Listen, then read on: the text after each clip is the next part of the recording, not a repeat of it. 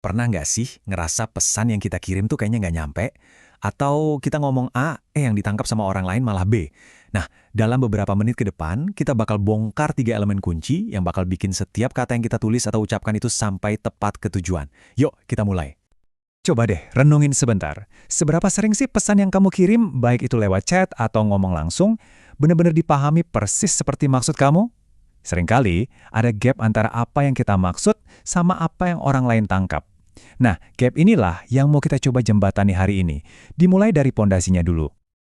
Semua komunikasi yang hebat itu kuncinya satu, pikiran yang jernih. Dan biar pikiran kita jernih, kita harus bisa misahin mana yang bisa dibuktiin dan mana yang cuma perasaan kita aja. Inilah dasar dari segalanya, fakta versus opini. Oke, kita mulai dari fakta. Simpelnya gini, fakta itu adalah sesuatu yang bisa kita verifikasi, bisa kita cek kebenarannya. Fakta itu nggak peduli sama perasaan saya atau kamu. Kalau itu fakta, ya harus ada bukti nyatanya. Ini pilar objektivitas kita. Nah, di sisi lain ada yang namanya opini. Kalau opini ini dunia subjektivitas. Isinya ya pandangan, keyakinan, atau penilaian pribadi. Opini itu valid banget, tapi nggak bisa dibuktikan benar atau salah secara universal. Kenapa?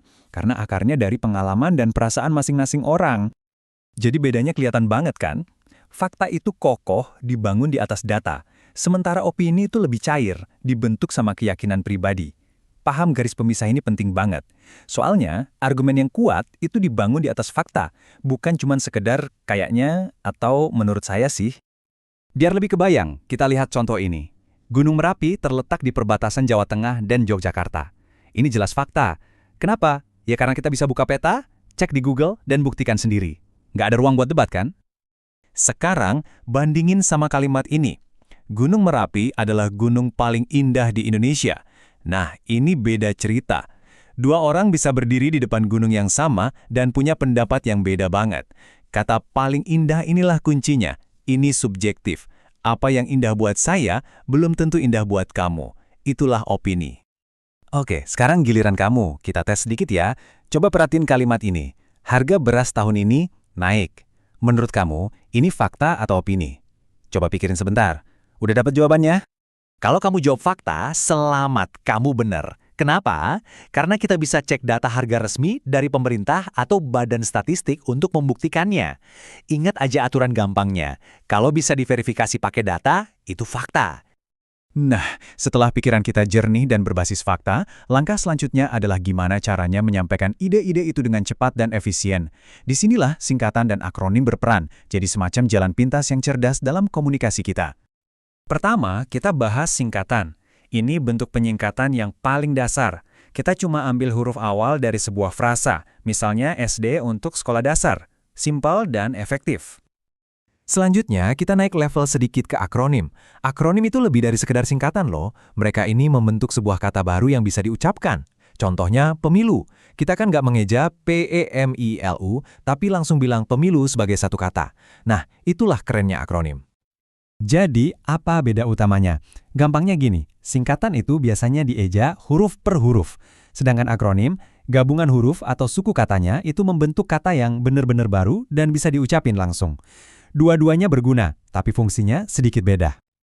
Tentu aja, kita lihat ini di mana-mana setiap hari. RI untuk Republik Indonesia atau KTP untuk Kartu Tanda Penduduk, itu kan contoh singkatan yang kita eja. Beda lagi sama tilang yang asalnya dari bukti pelanggaran. Itu akronim yang udah saking umumnya sampai jadi kata sendiri. Oke, kita udah punya dasar berpikir yang jernih dan alat buat nulis secara efisien. Sekarang, mari kita gabungin dua hal itu di salah satu arena komunikasi paling penting di zaman modern, surel atau email. Anggap aja email itu kayak pusat komando komunikasi digital kamu. Kehebatannya ada di kecepatan, kemampuan buat ngirim file, dan bisa menjangkau siapapun dimanapun secara instan. Ini alat yang super kuat, tapi tuh kalau kita pakainya bener.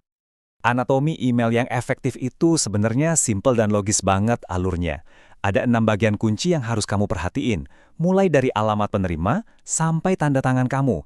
Kalau satu aja diabaikan, pesan kamu bisa kelihatan nggak profesional atau bahkan bikin bingung. Yuk, kita bedah contohnya. Coba lihat baris subjek ini.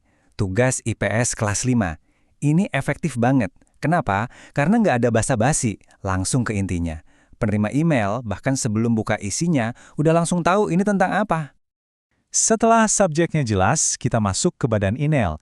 Mulai dengan sapaan yang sopan seperti "Halo Bu Guru", terus sampaikan pesan utama kamu secara ringkas dan jelas. Hindari bertele-tele. Tujuannya adalah menyampaikan informasi dengan hormat dan efisien. Dan terakhir, penutup yang berkesan. Cukup dengan ucapan terima kasih yang simple, diikuti salam penutup dan nama kamu. Ini tuh kayak jabatan tangan digital, ninggalin kesan yang positif dan profesional. Jadi, inilah rangkumannya. 3 pilar komunikasi yang efektif. Pertama, mulailah dengan berpikir jernih, dengan misahin fakta dan opini. Kedua, menulislah dengan efisien, pakai singkatan. Terakhir, rangkai semuanya dalam format yang jelas kayak email. Ketiga hal ini saling membangun satu sama lain.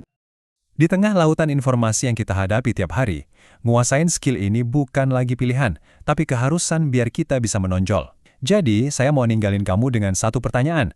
Dari 3 pilar yang kita bahas tadi, berpikir jernih, menulis efisien, atau berkomunikasi efektif, kira-kira mana yang paling kamu butuhin buat dia asah saat ini? Pilihan ada di tangan kamu.